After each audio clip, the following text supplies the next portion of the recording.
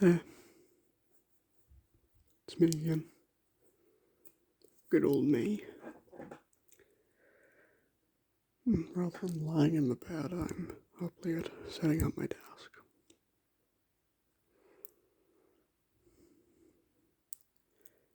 You ever heard of an anime called Beastars? It's okay. I need to work on the way I talk in these. Hold on. You ever heard of an anime called Beastars? It's recently, growing quite rapidly in popularity. And I'm a big fan of it as well. I really do like Beastars. I've watched all of season 1. It's really good. And I've read chapter 1 of the manga. That's literally it, but that's besides the point. Just want to talk about how good it is. How much I enjoyed watching it. It's like, to an outsider who isn't really like into that kind of thing, it'll just look like some sort of weird furry anime thing. But to me, it's kind of the opposite of that. Okay, well, it is kind of furry and whatever. It does have a lot of furry things, like anthropomorphic animals. It's basically like a better Zootopia. It, um, a good way of comparison to Zootopia is for Zootopia, well, where I'm from, it's known as Zootropolis, but the way it's compared to the way it deals with discrimination, Zootropolis does it in a way where, like, predators attacking prey is unheard of. In the modern times that it's at, predators attacking prey is unheard of and not a good thing in the slightest. Like, it rarely happens until it suddenly starts to happen during the story of the movie. But for Beastars, predators attacking prey, while it is illegal, it's sort of, it's actually quite a common occurrence. It happens quite often, which is kind of sad, I guess. And, sort of expected. It's still illegal, but it's kind of expected.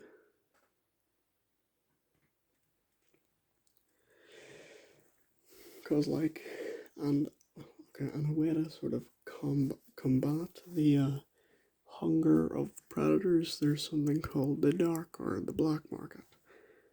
I'm guessing this is the black market, but something called the black market, where they sell meat of animals that have already died, like in hospitals and whatever. Died a more humane death, than being torn apart by a predator's teeth. And that then obviously they're made into meat products and they're sold in the black market for predators to go at night and satiate their hunger, which is the reason that they're able to be most of them are able to be so stable during the day. So yeah, that's how that's done, I guess.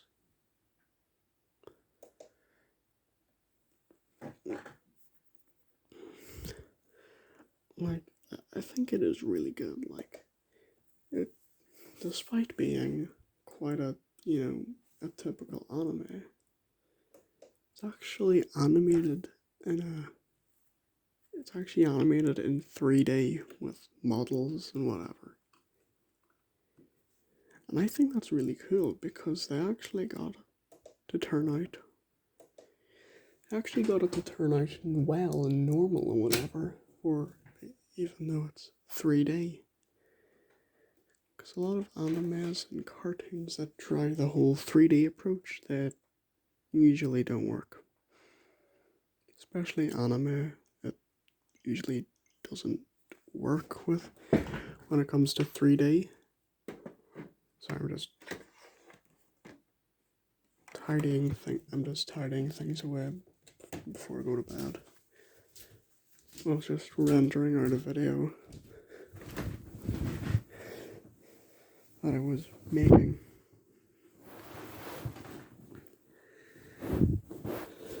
So yeah. And oh, flip. It's an anime with 3D animation. It obviously doesn't look as good or as clean or as polished as 3D animation in Zootopia, but it's not really supposed to. It's supposed to have a more, anime aesthetic, as it is an anime, not a more sort of cartoon aesthetic with realistic human movements. Beastars does have realistic human movements, but, well, as realistic as you can get when everything's an animal, where everyone is a bunch of anthropomorphic animals. But you see, the way, just the little things that make such a big difference. For example, the way the characters are models in Zootopia, they're modeled to look cartoony and friendly and cute and whatever. But in Beastars, it's quite literally just a human body with fur and an animal head slapped on, and more often than not, a tail up their ass. So that's like the character design. I've already went over the deals and discrimination and the character design. Yeah, I'm just saying, it does 3D animation a lot better than, well, any other anime that tries 3D animation. Not really every anime that features 3D animation. There's some anime that has good 3D animation, but because it's only used for like small parts that would be quite hard to hand animate, or like big, or like just high action scenes, because they're easier to do in 3D models. Big high action scenes or very large things in general that usually tend to do them in 3D. I have no idea where I'm going with this. I'm tripping over words. But like, very few anime have actually tried to go fully 3D. There is a notable one that tried and failed. It looks like I don't know, a beta version of Fire Emblem cutscenes. I don't remember the name of the anime, but it does 3D animation a lot worse than Beastars.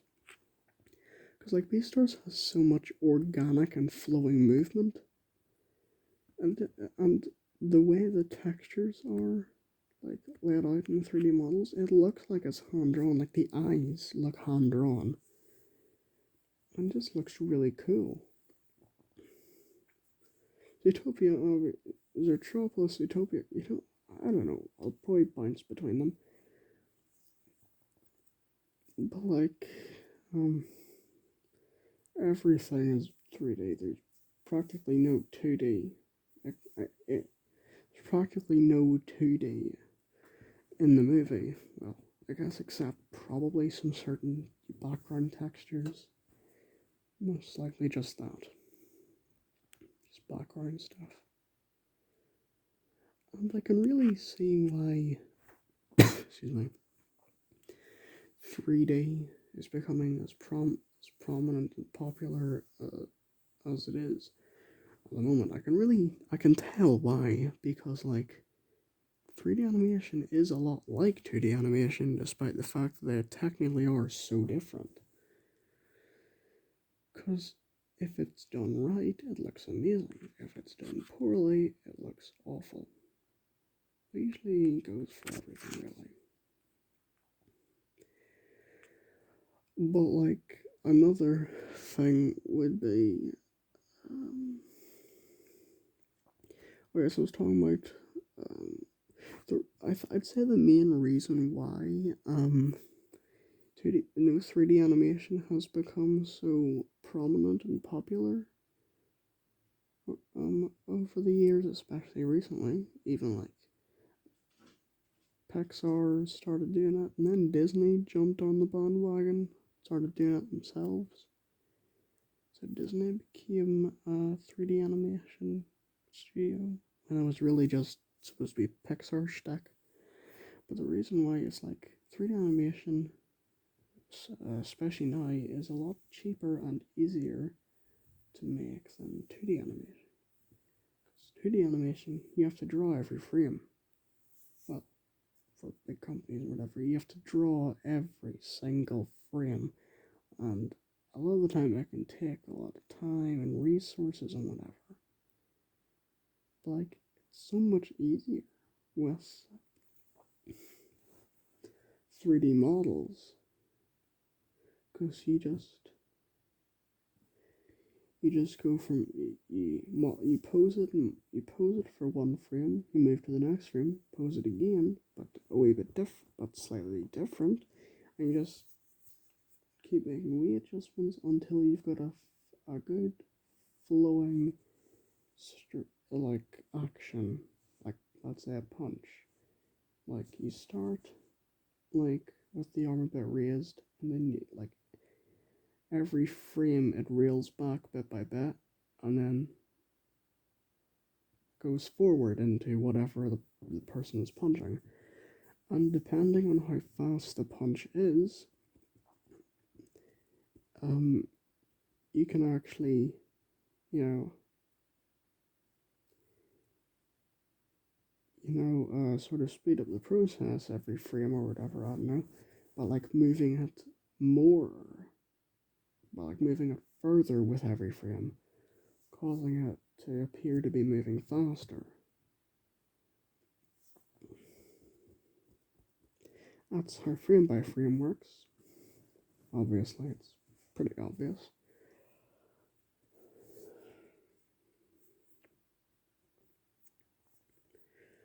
But obviously, like all things, you need to learn to animate in 3D. You can't just do it overnight. It is hard, it is complicated. Well, it can be complicated. It is hard, but well, like all forms of animation, like everything, you have to learn. No matter how difficult it is, you have to learn. And animation is just one of those things that is inherently difficult. But the more you learn, the more you practice, the more you just keep at it, the better it'll be. The way I animate is, well, I don't use 2D animation. I don't like it. Not because it's bad. I love 2D animation, especially when it looks really good, like Disney level and whatever. I'm just really not good at it. Speaking of 2D animation, a lot of techniques they use, a lot of techniques that were used back in ye olden days was like highly detailed backgrounds that didn't usually move, and they were usually like oil paintings and whatever. They're usually like oil paintings or just paintings in general, and like really detailed and beautiful looking. And then like all the characters and like foreground objects were hand drawn. They did still look good, but it was a very good and easy way to distinguish the background from the foreground, which is honestly quite genius, in my opinion.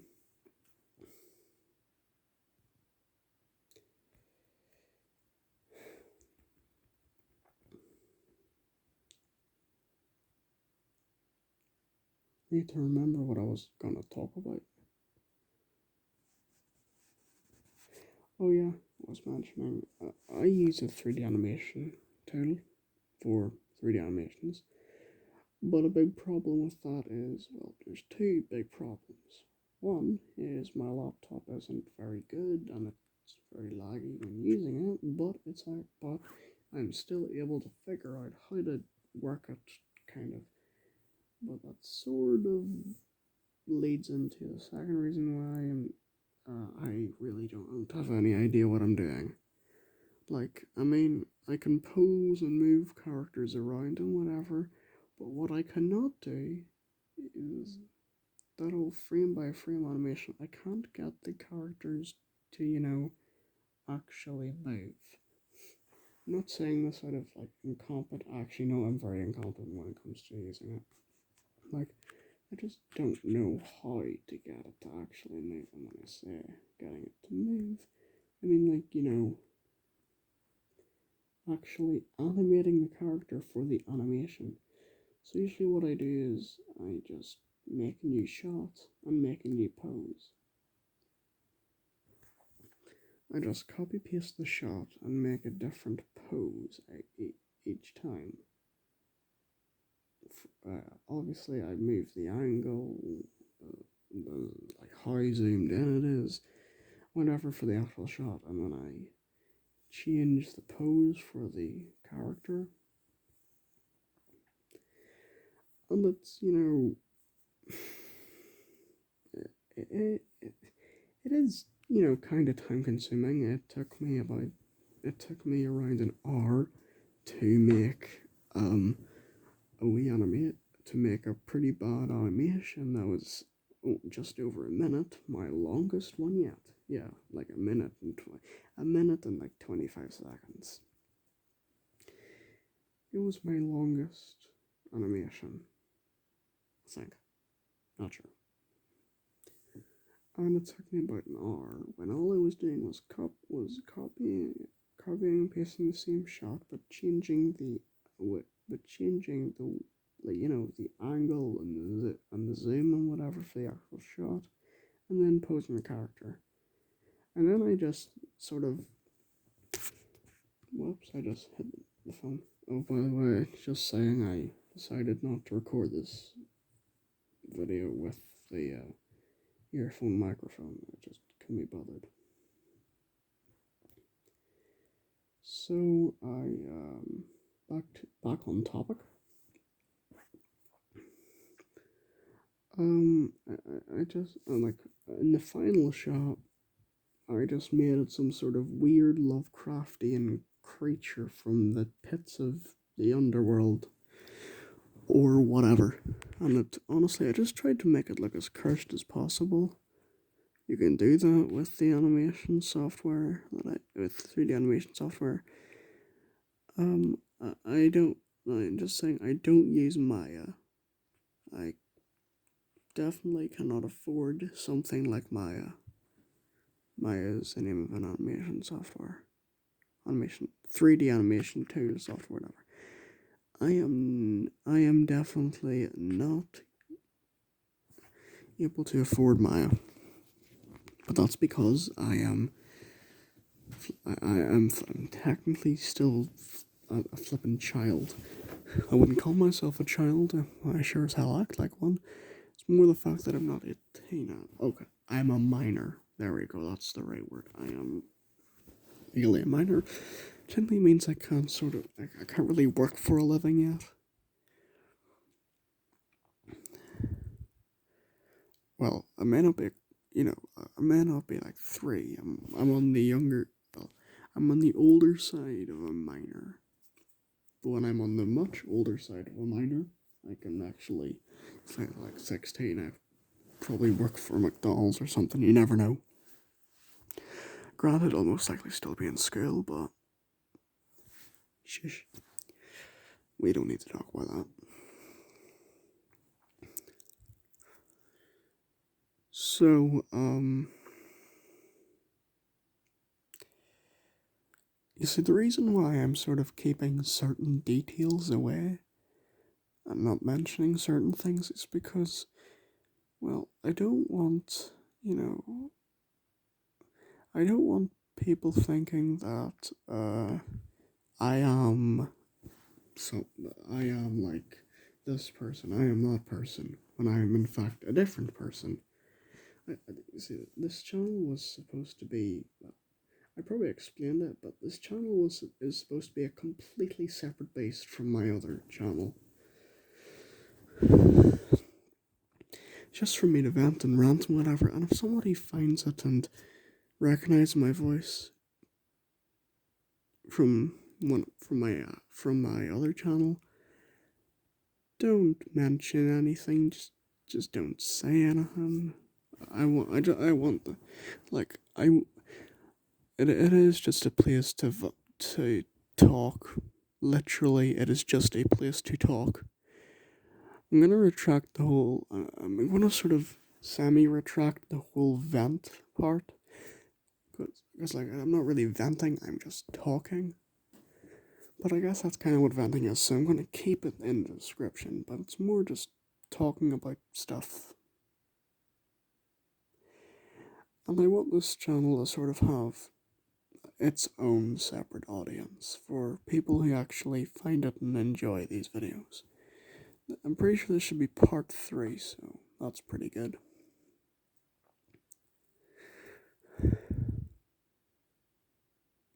Kinda surprised I've been able to keep up with this daily. Kinda scary if you think about it. Oh, you're my kid, that's not scary at all. I find it impressive that I can actually keep uploading. Well, that I've been able to upload 3 days in quick succession. 3 days in a row. I struggle to do that on my main channel, which is the channel I should be putting my most time and effort into. The last video I uploaded was main channel was quite a while ago. And I don't have an upload schedule at all. I just record a video when I feel like it and then upload it when I'm satisfied with the length, the timing, or whatever. Something I don't get about there's a reason why I don't really do upload schedules, at least not this early. My channel is quite small. My main channel is quite small. It's bigger than this one, but it's quite small. The main reason why I haven't committed. Well, there's 2 reasons why I haven't committed to an upload schedule for my main channel. Well, the first one is the fact that it's very small. There's not really too much of a point. It's quite small. There's not many people actually wanting or begging for me to upload a new video. Come on, mate, it's been 3 months. Why will you not upload something? Sorry, my voice must be going. Let's try to clear my throat desperately, because I think my voice might be going. It is quite late. No, it's very late.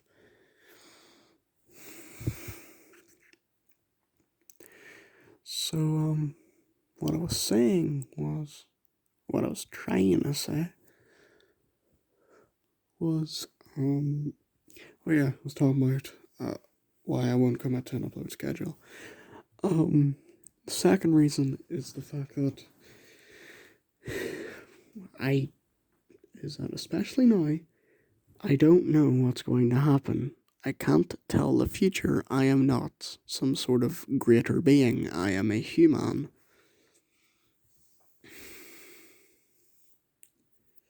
So yeah, there's the other reason is there's no telling what will happen that will hinder my ability to upload to a schedule.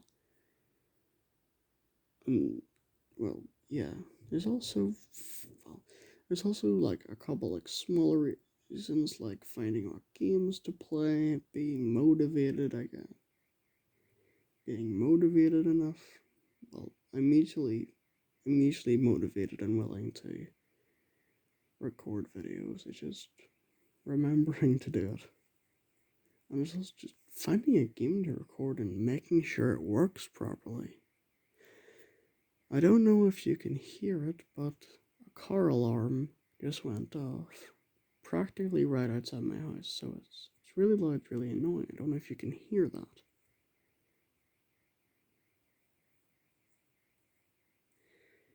I really hope you can't, because that'll be quite embarrassing and annoying. Jeez, how long do car alarms last for?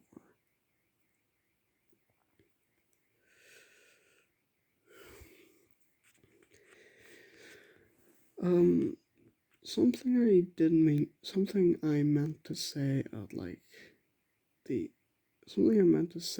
the end of the first video is just no promises. Because I made a couple claims about what I would do, upload regular. I think I said something like uploading regularly, but also like each video will be around 30 minutes long. Like so far, every video has been 30 minutes long. Granted, this video is only 25 minutes in, so no telling when I'll stop, but each video is around 30 minutes long.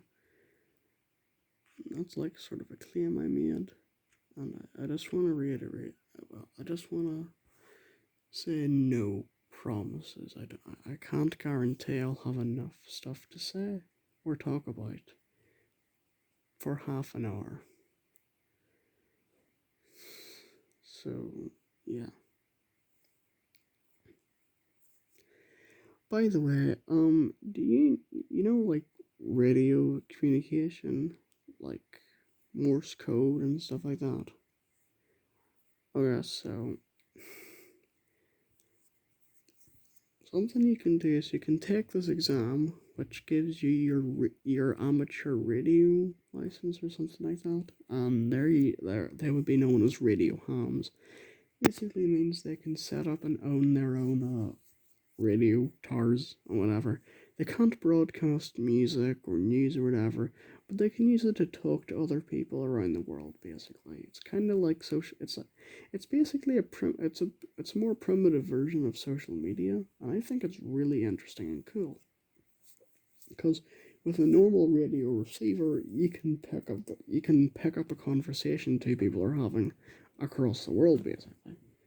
Obviously, you'd need a transmitter to respond, but you can pick it up with a receiver. Now, I'm pretty sure there are like transmitters and receivers. Pretty sure you can get them separately, but like there's a transmitter receiver like put together, and like early ones were like these big bulky things. You basically had to create an entire space for them. But when you got it all set up and whatever, you could talk in a microphone or send out Morse code and just like say whatever you want to whoever is willing to hear you and respond. If the weather's good enough, you can even talk to somebody in Australia. That's how good it is. As you can tell, I'm obviously not from Australia. I'm basically the other side of the world from Australia. So, let's see. Oh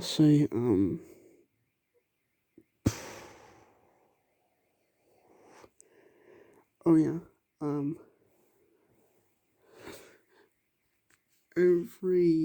every country has its own sort of area code for that kind of, radio communication. And you see, the area code is usually like 2 letters. The one for Northern Ireland, yeah, believe it or not, it's technically its own country, despite being part of the UK. Its area code is GI. It's the only area code I know because, well, you could probably figure that out. So, naturally, well, actually, hold on. I can't really say what I was going to say without going into a bit more. After the area code, you get like 3 letters or 3 characters afterwards to identify yourself. But when I was talking to a person about it, the example they gave me was GINPP. So like this is GINPP. Like when you give out the call, broadcast, whatever, this is GINPP, basically. By the way, these things apparently used to be built into cars. That would have been weird. Okay, so, and a lot of the time, people would think of these like wee nicknames, I guess, based on the codes to identify themselves. So MPP, they would say like GIE Norway Peter Peter, or just Norway Peter Peter. It's Norway and Peter Peter PP. GINPP. And a joke I made to the person I was talking to about it was, I bet you someone from here is called G.I. Joe. Because, you know, you got it. Yeah, you got it. Anyway, that's all that's said. It's been a good chat, and I'll see you later. Goodbye.